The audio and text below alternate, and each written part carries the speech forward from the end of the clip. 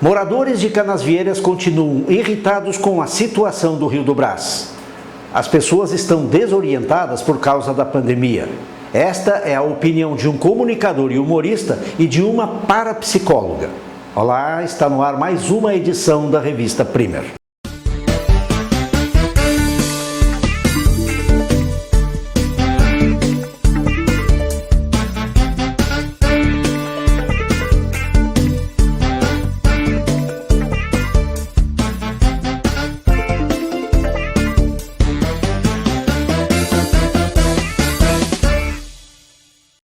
Os moradores de Canasvieiras, em Florianópolis, lutam há mais de 10 anos para acabar com a poluição e o assoreamento do Rio do Brás. Eles já criaram até um grupo denominado SOS Rio do Brás para cobrar uma solução. Mas, segundo eles, tudo o que conseguiram foram medidas paliativas. O problema do Rio do Brás é que ele não tem invasão na costa, ele está estancado na costa. E o meio ambiente está sendo prejudicado com algas, com todo tipo de mosquito, animais que não existiam antes, um cheiro insuportável. Pelo que eu soube, parece que ligaram todo o sistema de esgoto da Praia Mole, da Praia dos Ingleses, da Praia Brava, da Ponta das Câmeras, Cachoeira do Bom Jesus, tudo ali para o Rio do Brás e Pataquara. Então a adutora que tem ali não dá conta, o rio está poluído. E ainda por cima, o pior de tudo é que estancaram a foz do rio está estancada. Então o rio virou uma lagoa decantadora de esgoto. Mas se é questão de esgoto, o que a Casan diz a respeito? Olha, a Casan vai ali, faz a manutenção naquela adutora pequena que tem ali, de vez em quando, e fazem a limpeza das algas que proliferam ali, de 2 em 2 meses, 3 em 3 meses. Eles retiram aquelas algas na maior trabalheira, num sistema muito rudimentar, muito impróprio, inútil. Então, o que está acontecendo? O que eu posso dizer o que está acontecendo? É a falta de um organograma de solução, né? Eu acho que falta a Secretaria do Meio Ambiente dar um jeito nisso. E a Fátima diz o quê? Olha, já tiveram lá vários políticos, malditos políticos, porque eles prometem tudo, todos os anos, prometem e não resolvem. Na época que esse problema do saneamento da ilha vai ser o tema de campanha eleitoral, porque a dona Ângela esteve lá antes, quando teve aquela disputa com o prefeito, e tinha prometido resolver o problema do saneamento dele. E o Jean se intrometeu, disse que ia resolver também e não fez nada. Agora fiquei em dúvida. Tem o problema do escoamento. Tem o problema do assoreamento, porque as algas, enfim. O que me leva a pensar, e acho que para quem vai nos assistir também, é o seguinte: estão despejando esgoto naquele rio e, por consequência, no mar? Não. A Casan alega, a Secretaria do Ministério do Meio Ambiente alega que as águas ali são limpas, que tem a estação de tratamento ali que impede que a parte do Rio do Brás, ali onde está estancado, seja poluída. Então, dizem que é água limpa. Se a água é limpa, por que não abre de abertura do rio, abertura da foz? Fazer com que as águas sejam reoxigenadas. Digamos assim, se não tiver um sistema bem prático, colocar uma tubulação ali que possa ser fechada e aberta 3 ou 4 vezes por ano, na baixa temporada, para que haja reoxigenação das águas do rio, entende? E se a água está limpa, não vai ter problema nenhum para a praia. Nós já entramos em contato com a Casan, a Fátima e a Prefeitura de Florianópolis para falar sobre esse problema, mas ainda não tivemos retorno. E com o aumento da temperatura, muita gente no interior tem procurado os rios e cachoeiras para se refrescar. Para evitar acidentes, o Corpo de Bombeiros Militar do Estado já colocou em prática o projeto Golfinho. A utilização do meio líquido em água doce, como utilizar de forma solitária ou em grupo o rio, é saber que a dinâmica, né, aquática desse rio ele pode provocar uma profundidade diferente, galhadas, enfim, uma série de fatores que não vão ser citados aqui, que pode provocar um afogamento, de fato, tem ocorrido. Então, essa procura por água doce, por refrescar em água doce, ela tem provocado esse número grande de afogamentos. O que nós estamos fazendo? Nós estamos intensificando o projeto Golfinho, que é um projeto na modalidade de água doce, desenhado pelo Corpo de Bombeiros, que visa mostrar às pessoas que habitam essa região para os perigos da água doce, que é bem peculiar.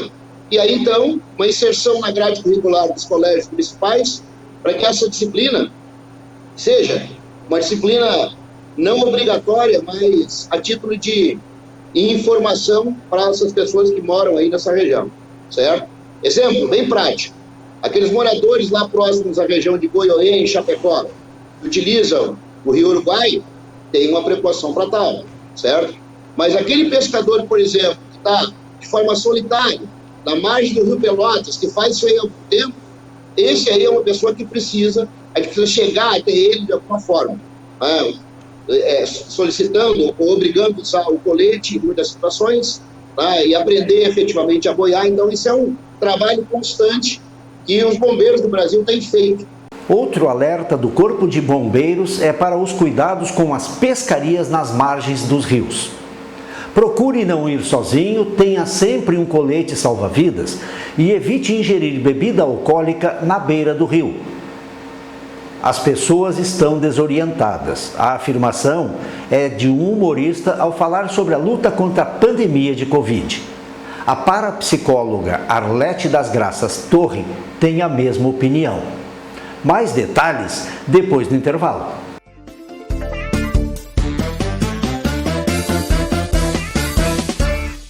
Uma rádio simples e moderna, assim é a Nice FM. Ótimas instalações e equipamentos de última geração, além de uma variada programação musical, fazem da Nice FM a sua companhia ideal para o dia a dia. Para quem é ligado em informação, as principais notícias do Brasil e do mundo são apresentadas de maneira clara e informal. Você fica por dentro dos assuntos que fazem diferença na sua vida. Informar e descontrair, essa é a principal missão da Nice FM. Sintonize 98.3 na Grande Florianópolis ou acesse radionice.com.br e ouça onde quiser. Rádio Nice FM 98.3. Ouça e torne o seu dia ainda mais incrível.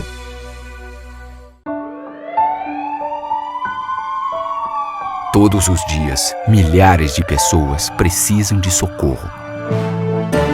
Ainda bem que os nossos heróis estão sempre a postos. Para ser um deles, você não precisa ter superpoderes. Só precisa ter iniciativa. Cada voluntário é um herói. Procure o Hemosk e doe sangue.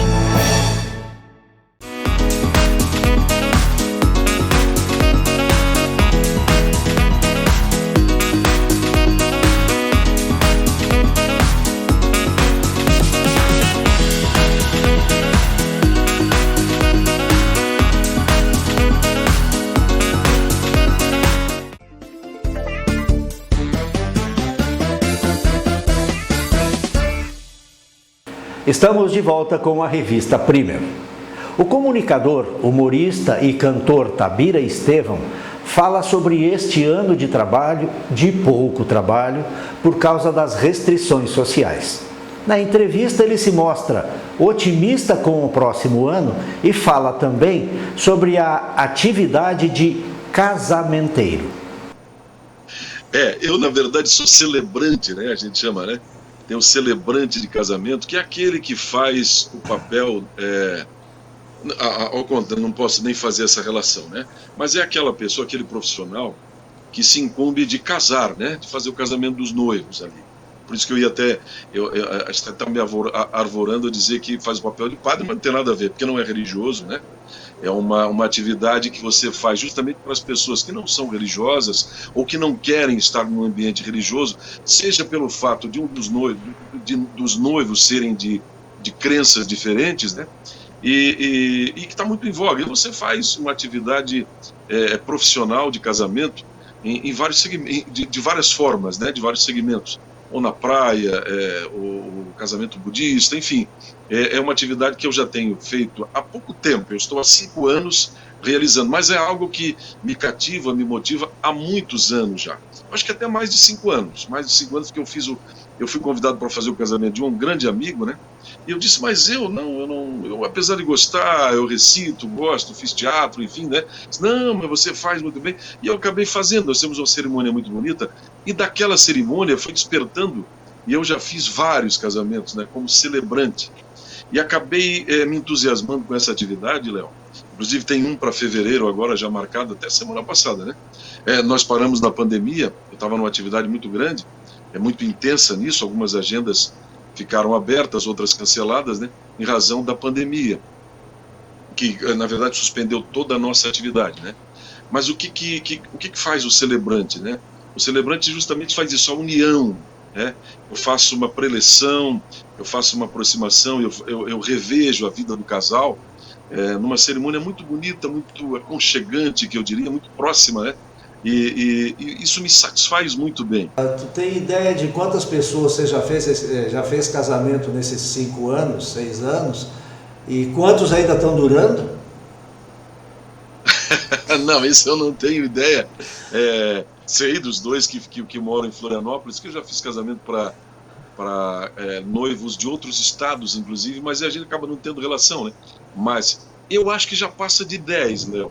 Né, 10, 12, não tem essa conta muito bem feita ainda não, mas todos duram sim, sem dúvida alguma, porque eram muito apaixonados, né? E como é muito recente, se bem que falar em casamento hoje não dura muito, mas esses todos estão ali, são duráveis, né? Tabira, você falou agora num assunto não tão descontraído e tal, e que acabou atrapalhando a vida profissional de muita gente, a pandemia. Você acha que agora já está com o espírito, o astral já está começando a mudar, não?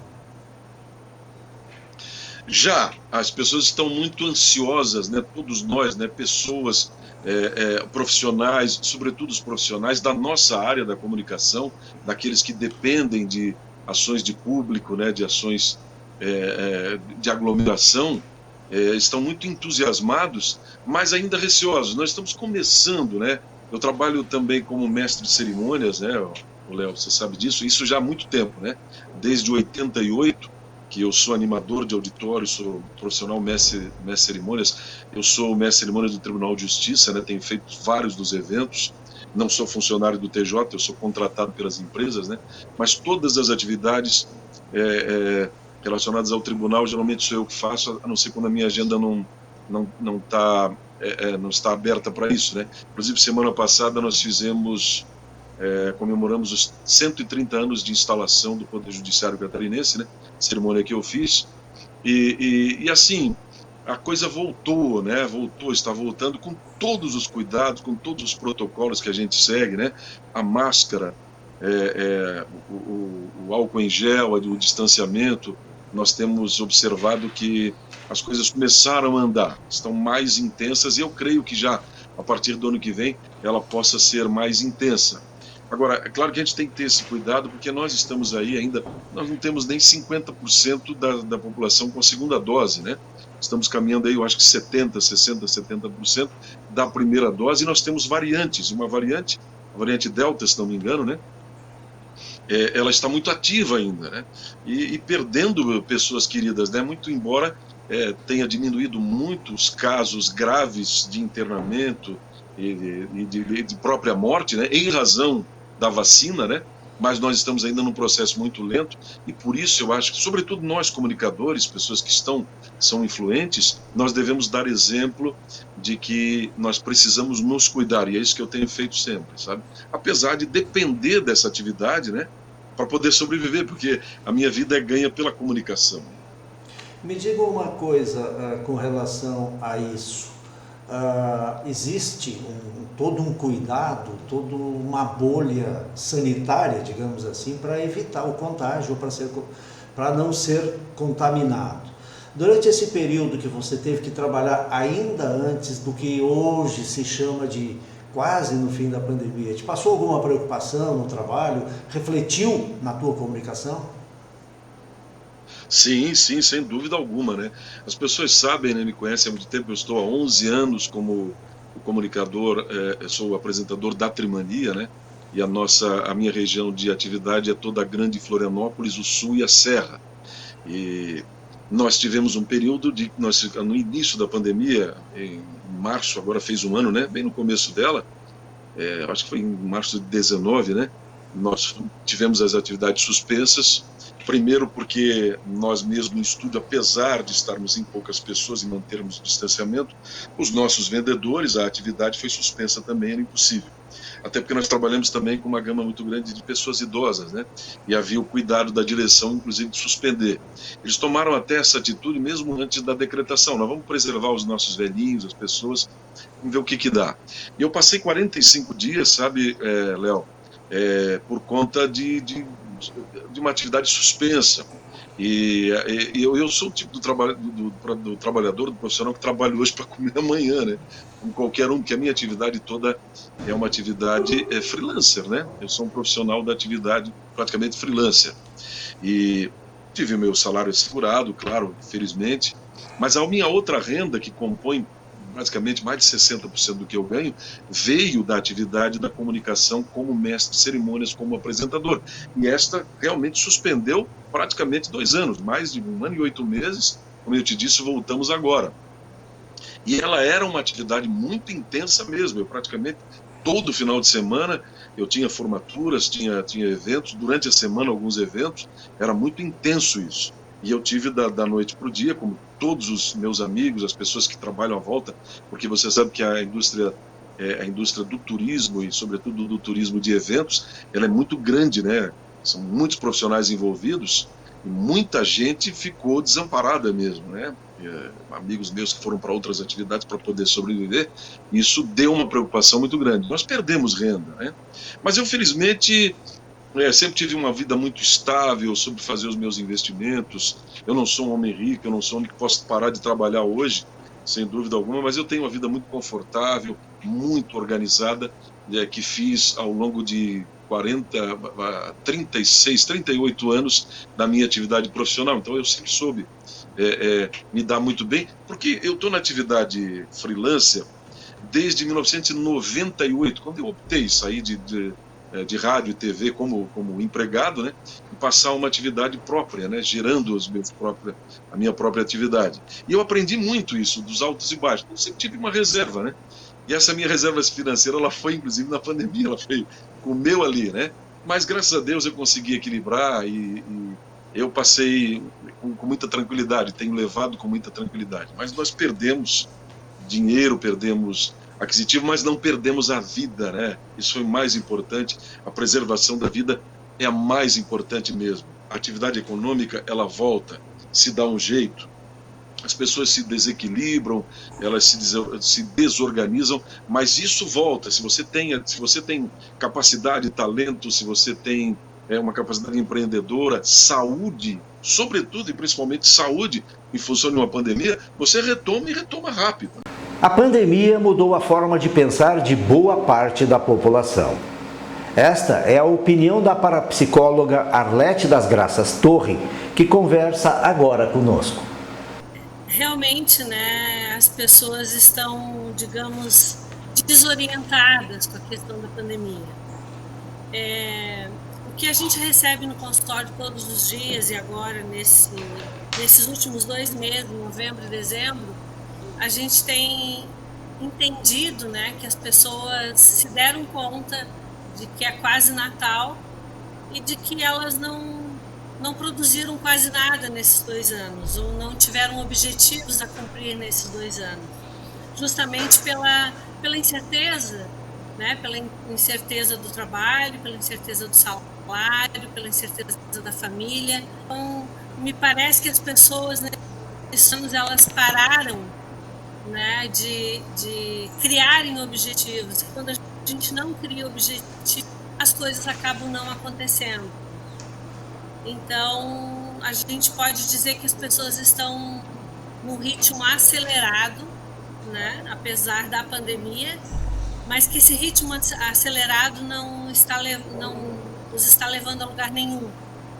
Então, eu vejo as pessoas com ansiedade. Eu acho que nós trocamos o sentimento da depressão pelo sentimento da ansiedade. Nós temos mais pessoas ansiosas agora do que pessoas depressivas nesse momento, nessa fase da nossa vida, né? Então, as pessoas estão, assim, completamente perdidas.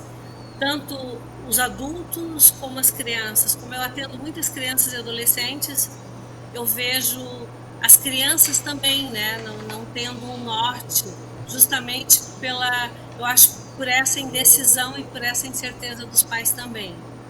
Arlete, isso me faz perguntar de uma forma talvez um pouco brusca, mas essa ansiedade é com medo do fim do mundo? Eu acho que de certa forma sim, né, porque a morte para alguns significa o fim, né? Para outros não, outros não recomendam, mas eu acho que a maioria das pessoas tem esse sentimento de medo de que a morte chegue e ela não tenha feito o que ela precisava, não tenha amado, não tenha passado no vestibular, né? Não tenha encontrado seus pais. E os pais com muita ansiedade com relação aos filhos. Então, de repente, nos últimos meses, elas resolveram colocar os filhos em todas as terapias possíveis, né? Do jogo de futebol até a terapia. E criança aí em 7, 8 terapias durante o dia. Então, isso é horrível, isso é cansativo, isso é desespero dos pais. E também uma forma de terceirizar, né, esse tempo e de amenizar a culpa que esses pais estão tendo de não poder ficar ao lado dos filhos em função da sua vida corrida, em função de ter que correr atrás da sua sobrevivência. Ou seja, de repente, desculpa te interromper, mas ou seja, de repente correr atrás já está deixando de ser a prioridade. Sim, correr atrás está deixando de ser prioridade, mas aí a gente bate na lei de sobrevivência, né? Eu preciso trabalhar para ter dinheiro para colocar comida em casa. Então eu vejo os pais não conseguindo, né, apoiar os seus filhos nesse momento de desespero, porque as crianças também sentiram muito a questão da pandemia, os adolescentes sentiram mais ainda, e apesar de muitas coisas já estarem normais, digamos assim, estarem voltando, as crianças deixaram as festas de aniversário, as crianças deixaram de frequentar o shopping todo dia, de ir ao cinema, de ir ao teatro. Isso também trouxe um transtorno para dentro de casa, onde os pais são obrigados, né, final de semana, ter um entretenimento com essas crianças, né? Não podem mais, digamos, mandar para uma festa, não podem mais liberar como se liberava antes. Então eu vejo assim os pais muito perdidos, sabe? De na verdade não saber o que para os filhos e como comandar esses filhos. A ponto de uma mãe, minha filha quer ir numa festa, o que você acha? Eu devo permitir que a minha filha vá numa festa? Então, os pais estão com esse tipo de dúvida, não sabem se liberam, não sabem se prendem, e isso está causando sérios, né, distúrbios mentais, digamos assim. E qual seria a orientação? O caminho é fórmula pronta, ela não existe, mas qual seria a orientação para essas pessoas? Eu acho que calma, né? Eu penso que a gente agir naturalmente. Porque, apesar da pandemia, nós somos seres humanos, as nossas crianças precisam de algumas coisas, os nossos adolescentes também, os adultos também, né, precisam de amigos, precisam de abraços, que agora a gente não está podendo dar. Mas eu vejo que a pandemia, de certa forma, também nos aproximou, né? Eu vejo até por mim, eu acho que a gente está entregando mais algumas coisas, a gente está mandando recado de você, eu te amo, você é importante para mim, coisas que às vezes no dia a dia a gente não conseguia verbalizar. E hoje, com a questão do WhatsApp, com a questão das redes sociais, né, Facebook, Instagram, etc., eu acho que a gente está conseguindo dar elogios, a gente está conseguindo chegar perto das pessoas de uma forma que antes a gente não chegava. Então eu vejo também um lado positivo nisso, né? A gente está se revelando, digamos assim, para as pessoas. Isso é muito bom. Mas o que eu sugiro nesse momento para os pais que me procuram e para os adultos é naturalidade, é calma, é entender que a gente precisa viver o presente, né? E quando a gente tem um bom presente, obviamente a gente resulta ou tem como resultado um bom e um excelente futuro. As coisas e as surpresas, elas vão acontecer na nossa vida. Isso não significa que elas não vão acontecer. Elas estão aí, elas vão acontecer e elas vão nos surpreender. A pessoa que procura, o que vai encontrar ou o que pensa encontrar quando vai ao consultório de um parapsicólogo? A parapsicologia, né, como o próprio nome já diz, esse para que é ao lado, ela está ao lado da psicologia, ela está ao lado de outras terapias, ela se encaixa ou ela se completa com outras terapias. A parapsicologia é uma ciência que estuda o ser humano na sua essência, né, que tem como objetivo fazer com que o indivíduo se conheça, que ele estude a sua personalidade, que ele valorize as suas gerações anteriores, entendendo que ele é o resultado de uma história, de um bisavô, de um pai, de uma mãe, né? Ele é resultado de uma história. Então, que ele se respeite enquanto resultado dessa história, mas se respeitar não significa se acomodar, né?